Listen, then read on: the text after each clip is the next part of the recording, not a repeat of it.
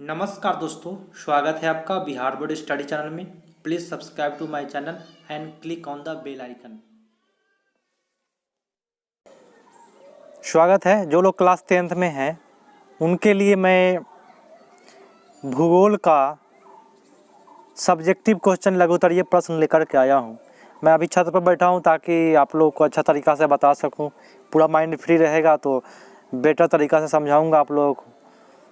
खुद से मैं लिखा हूँ, राइटिंग अपना खुद से राइटिंग बना करके लिखा हूँ, आप लोगों के लिए नोट्स बनाया हूँ। आप लोग भी क्या करें, स्क्रीनशॉट ले, नोट बना ले ताकि आपकी तैयारी अच्छे तरीक़ा से हो सके। तो आज पढ़ेंगे हम लोग जल संसाधन के बारे में। जल संसाधन के बारे में जितने क्वेश्चन होंगे वो पढ़ेंगे। आगे वन संसाधन के बारे में 1-2 क्वेश्चन पढ़ेंगे और उसमें होगा सारे संसाधन जो होगा लघु उत्तरीय प्रश्न जितने पूछे जाते हैं सारे मैं कराऊंगा। तो आप लोग मेरे चैनल पर नए हैं तो सब्सक्राइब जरूर करें, पुराने हैं तो अपने दोस्तों के पास शेयर कर दें। चलते हैं प्रथम क्वेश्चन की ओर। प्रथम क्वेश्चन क्या है, थोड़ा सा इसको मैं अपने आप को छोटा कर लूँ। चलिए, प्रथम क्वेश्चन है,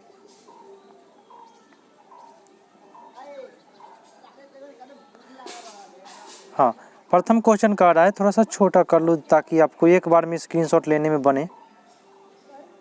चलिए, प्रश्न है आपका कि जल संसाधन का क्या उपयोग है, लिखे। तो आप लोग जानते होइएगा कि पुराने जो ज़माने थे प्राचीन ग्रंथ में भी लिखा गया है कि जल ही क्या है, जल ही जीवन है। प्राचीन ग्रंथ में लिखा गया है कि जल ही क्या है, जीवन है। और मैं आपको बता दूं, जितने भी प्राणी हैं, जैसे कि हम लोग हैं, जीव जंतु हैं, मनुष्य है, आप हैं, आपके घर में जितने सारे लोग हैं, सभी के शरीर में 65% जल मौजूद होता है। ठीक है, लेकिन जब पेड़ पौधे की बात आती है तो 65 से लेकर के 99% तक जल होता है। अब भाई 65 किस में होता है, 99 किस में होता है? तो आप लोग केला का पेड़ देखोइएगा, उसमें 99% जल होता है, पता होगा आपको। ठीक है, चलिए, तो आप लोग जान रहे हैं कि मनुष्य में, प्राणियों में 65% जल होता है और पेड़ पौधे जो होते हैं वहाँ पे जो जल होते हैं 65 से लेकर के 99% तक जल पाए जाते हैं। ठीक है, उस प्रकार से। और मैं बता दूं जल संसाधन का उपयोग कहाँ कहाँ है ये मैं बता रहा हूँ। प्राणियों में 65%, पेड़ पौधों में 65 से 99%। साथ में आप पेयजल में बोले तो पीने के जल के रूप में आप प्रयोग करते हैं, उपयोग लिखना है। घरेलू कार्य में करते हैं। सिंचाई बोले तो खेतों में पानी पटाने के रूप में करते हैं। हम लोग बिहार के रहने वाले हैं तो खेतों में भी पानी पटाए जाते हैं, ये देहाती शब्द है। ठीक है, उद्योग में भी किए जाते हैं। जल स्वच्छता के, जन स्वच्छता बोलते हैं, लोग स्नान करते हैं खुद को स्वस्थ रखने के लिए, स्वच्छ रखने के लिए स्नान करते हैं। उसमें किया जाता है मल मूत्र विसर्जन कार्यों में, है ना, जल संसाधन का प्रयोग किया जाता है। साथ ही विकास के अन्य रूपों जैसे जल विद्युत निर्माण, परमाणु संयंत्र शीतलन। अब देखिए, परमाणु संयंत्र शीतलन क्या है? परमाणु बम जो होता है ऊपर की ओर जो जाता है रॉकेट, उसमें ईंधन जलता है, तो जब ईंधन जलेगा तो रॉकेट गर्म हो जाएगा, तो उसको गर्म को ठंडा करने के लिए प्रयोग किया जाता है शीतलन के रूप में जल।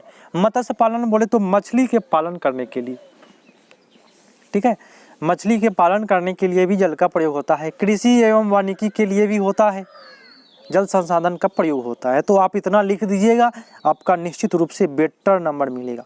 चलते हैं नेक्स्ट प्रश्न की ओर। नेक्स्ट प्रश्न क्या है देख लेता हूँ। दूसरा प्रश्न है, काफ़ी अच्छा प्रश्न है। अंतर्राज्यीय जल विवाद के कारण को लिखिए। आप लोगों को मैं एक साधारण बात बताता हूँ, साधारण उदाहरण, कि आपका खेत है और खूब पानी लगा, खेत में आपका पानी लगा हुआ है और मछली उसमें ज़्यादा है। आपके खेत में जब कोई जाल लगा दे तो क्या कहिएगा, विरोध कीजिएगा कि नहीं? सेम उसी प्रकार से अंतर्राज्यीय जल विवाद होता है।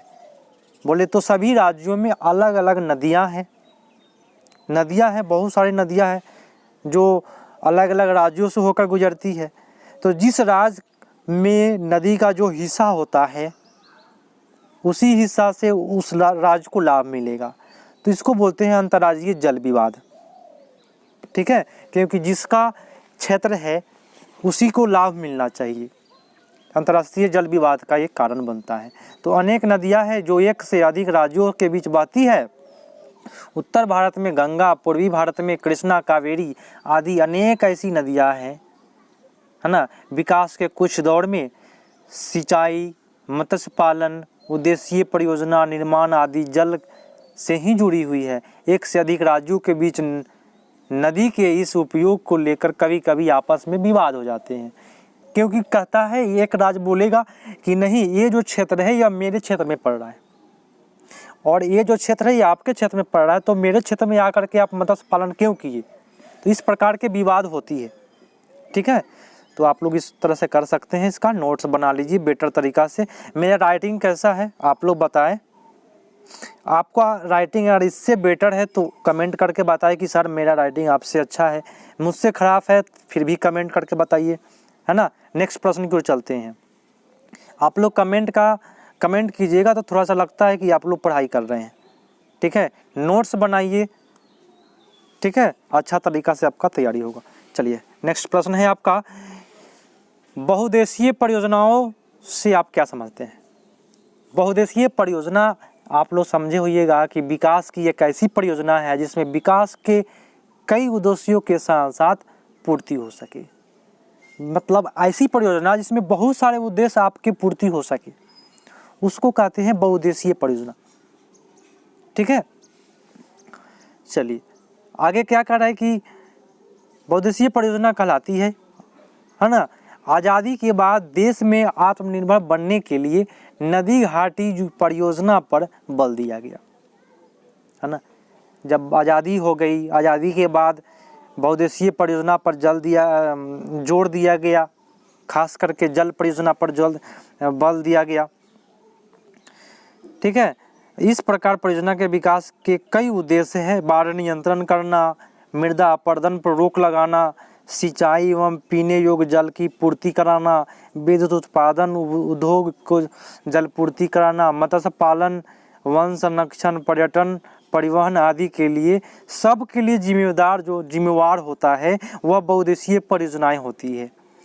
तो आप लोग इसका नोट्स बना लें आप, और इस अपने दोस्तों को भी शेयर करें, इस सेशन को दोस्तों को भी शेयर करें अपने, ताकि आपके दोस्त को भी मिल सके। आप लोग के लिए मैं खुद से लिख रहा हूँ अच्छा तरीका से, और नोट बना लीजिएगा आप लोग, दिक्कत भी नहीं होगा। इसलिए इतना कम से कम कर दीजिए कि लाइक कीजिए और अपने दोस्तों के पास ज़रूर शेयर करें। चलिए नेक्स्ट प्रश्न है आपका कि जल संकट क्या है। आप ही बताइए जल संकट क्या है। मान लीजिए आपके घर में 5 लीटर, आपका एक घर है जिसमें 4 सदस्य हैं, 5 लीटर पानी या 10 लीटर मान लेते हैं रोज़ उपयोग हो रहा है। ठीक है, ध्यान से सुनिएगा। अगर 10 लीटर एक दिन नहीं मिला, 10 के जगह 5 मिला, तो जब 5 मिलेगा तो इसी को कहते हैं जल संकट उत्पन्न हो गया कि 10 क्यों नहीं मिला। हमारा तो उपयोग कितना है, 10 करने की क्षमता का उपयोग करना है, हमको कितना मिल रहा है, तो 5 मिल रहा है, तो ये आपका क्या हो गया, जल संकट हो गया। वही कहता है कि जल जनित जल की अनुपलब्धता जल संकट के रूप में जानी जाती है। स्वीडन के एक विशेष फल्क मार्क के अनुसार प्रत्येक व्यक्ति को प्रतिदिन 1000 घन मीटर जल की आवश्यकता है। इससे कम जल उपलब्धता जल संकट कहलाती है। आपके घर में 10 लीटर की आवश्यकता पड़ती है रोज, लेकिन क्या हुआ कि आपको 10 के जगह 5 मिलने लगा, तो ये क्या होता है, कम मिलना ही क्या कहलाता है, जल संकट कहलाता है। समझ में आया होगा आपको। चलिए नेक्स्ट प्रश्न है, अच्छा तरीका से बताऊंगा, शेयर तो जरूर कीजिए, है ना, हल्ला मत कीजिए पीछे बैठ करके, अच्छा से पढ़िए, है ना, मज़े से पढ़िए, अच्छा से पढ़िए। नेक्स्ट है, घरों में रहिए, सुरक्षित रहिए, क्योंकि अभी लॉकडाउन की स्थिति चल रही है, तो घर में रह करके अच्छा से पढ़िए, ऑनलाइन पढ़िए, बिहार बोर्ड पर लगे रहिए। ठीक है, भारत की नदियों के प्रदूषण के कारणों का वर्णन करें। भाई भारत में जो प्रदूषण होता है उसका कारण क्या है, ताकि प्रदूषण की समस्या हो रही है। तो भारत में पराया, नगर, कल कारखानों, नदियों के किनारे अवस्थित इन नगरों के लोगों के मल मूत्र और कारखानों के कचरों को नदियों में ही गिरा दिया जाता है। जो नदी किनारे लोग बसे हुए हैं, जो नदी किनारे कल कारखाने हैं, अधिकांशतः जो कल कारखाने होते हैं वह नदी किनारे ही होते हैं, उससे निकलने वाले जो कचरे हैं सारे नदियों में बहा दिए जाते हैं, जिसके कारण भारत की नदियाँ क्या हो जाती है, प्रदूषित हो जाती है। बहुत सारे रासायन उर्वरक निकलते हैं, ठीक है। कृषि में जब रसायन का छिड़काव होता है, जब बारिश होती है तो वो बह करके नदियों में जाता है, तो इससे भी आपको प्रदूषण की समस्या नदियों में बढ़ जाती है। ठीक है दोस्तों, चलिए नेक्स्ट प्रश्न आप देखिए। अब हो गया आपका जल संसाधन का 5 प्रश्न मैंने बता दिया। अगला संसाधन क्या है देख लीजिए, मैं आपके लिए कितना मेहनत किया हूँ। वन एवं वन प्राणी संसाधन। वन एवं वन प्राणी संसाधन, आप लोग मेरे चैनल पर कभी भी पढ़ाई कर रहे हैं ना, physics, chemistry, bio, Hindi, Sanskrit पूरा कर सकते हैं प्लेलिस्ट में जा करके। आपको नहीं आ रहा है प्लेलिस्ट निकालना तो आपके अगल बगल अपने भाई, माता पिता जो भी है सीख लीजिए कि प्लेलिस्ट में कैसे जाते हैं, तब आप मेरा पूरा वीडियो देख सकते हैं। ठीक है, चलिए अगला पढ़ना है कि वन एवं वन प्राणी संसाधन। भाई ये क्या है, चलिए ये जो मैं बता दूं आपको, वन और वन जीवों के संरक्षण में सहयोगी रीति रिवाजों का उल्लेख कीजिए। प्रश्न यही कह रहा है, रीति रिवाज क्या है इसके बारे में उल्लेख करना है आपको। तो वन और वन प्राणी, वन जो है वह भारतीय परंपरा का वन और वन जीवों के साथ अभिन्न संबंध रहा है। जो भारत की जो परंपरा है, पुराने परंपरा, वन की भी पूजा होती है, आपको पता होगा बहुत से वन की पीपल वृक्ष का पूजा किया जाता है। तो ये जो भारत की परंपरा, इसका विभिन्न अभिन्न संबंध है वन प्राणियों के साथ।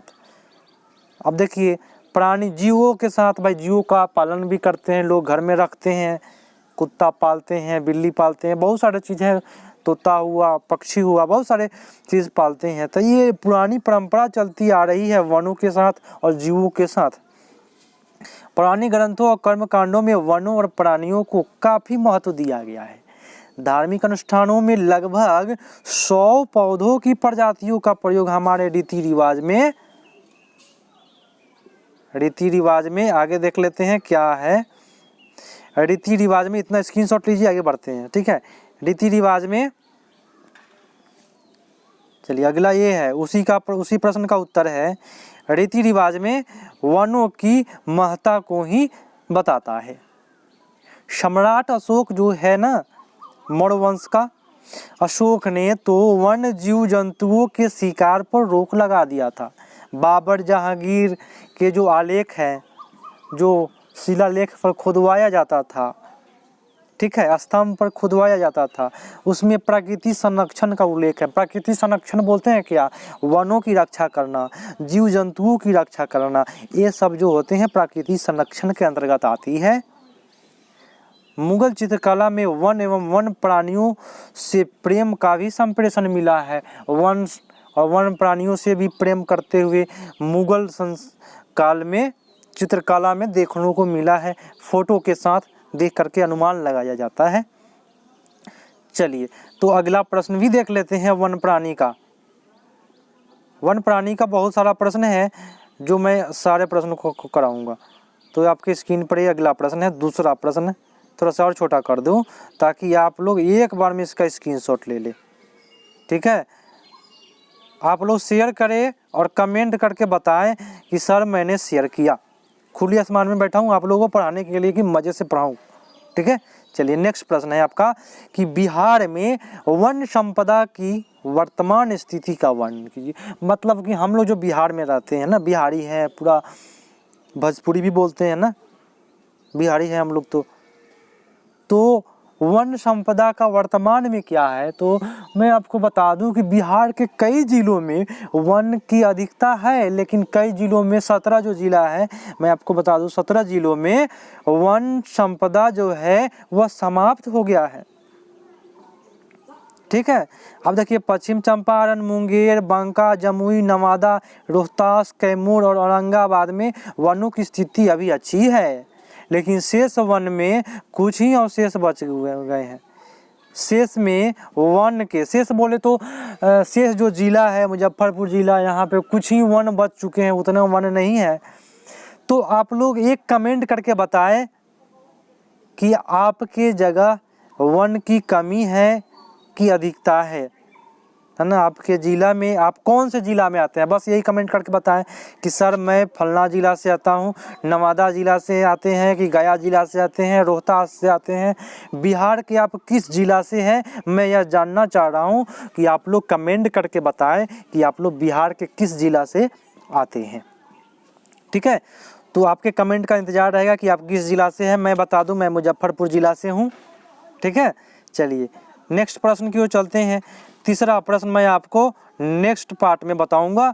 आप लोग अच्छा तरीका से नोट इतना का बना लीजिए। फिर से मिलेंगे कल, और तब तक के लिए धन्यवाद। जय हिंद। मिलते हैं, अच्छे से रहिए, सुरक्षित रहिए, घरों में रहिए और अपने परिवार के साथ रहिए।